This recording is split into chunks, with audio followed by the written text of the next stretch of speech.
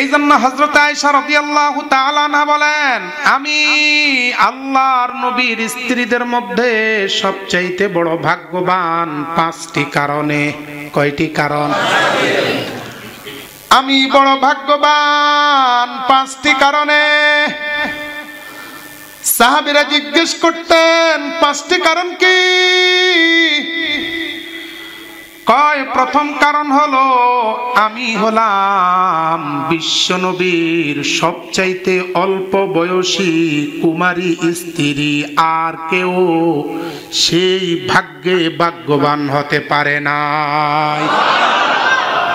কয় নম্বর কারণ? 2 নম্বর কারণ। হযরত আয়েশা বলতেছেন, বনু মুস্তালিকের যুদ্ধের সময় যখন ফিরতে গেলাম, মদিনার দিকে ফিরব, আমার হাড় পড়ে গেছে। সমস্ত মুসলমানেরা বন্দী হয়ে গেছে।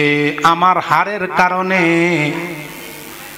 নামাজের সময় হয়ে গেছে, ওযুর পানি নাই, ওযু করবে কিভাবে?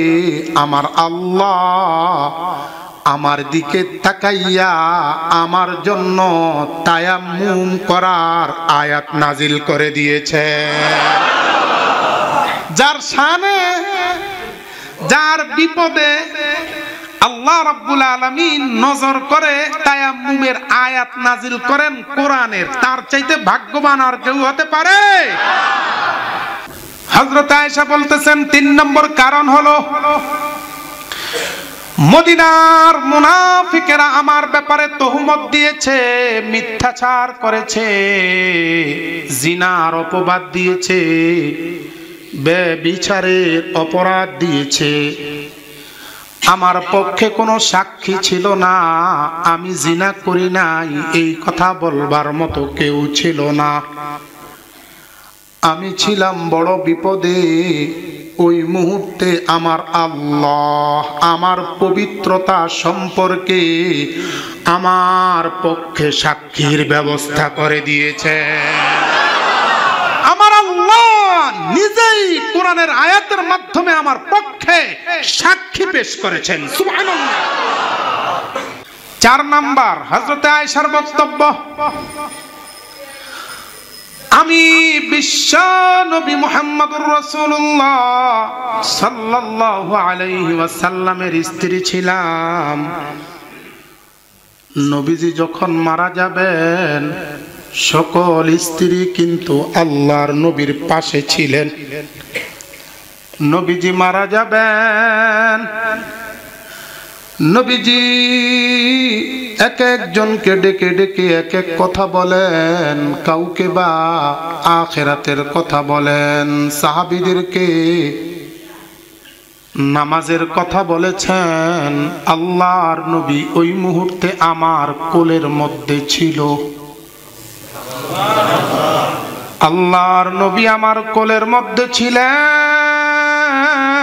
মালাকুল মাউত যখন ঘরের ভিতরে ঢুকলো, আমার নবী সেই মুহূর্তেও আমার কোলের মধ্যে।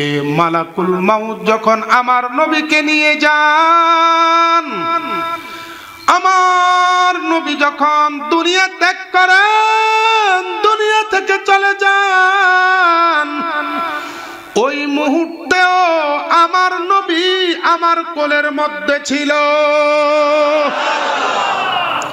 এই কারণে আমি ভাগ্যবান। সুবহানাল্লাহ। 5 নম্বর যেই কথাটা,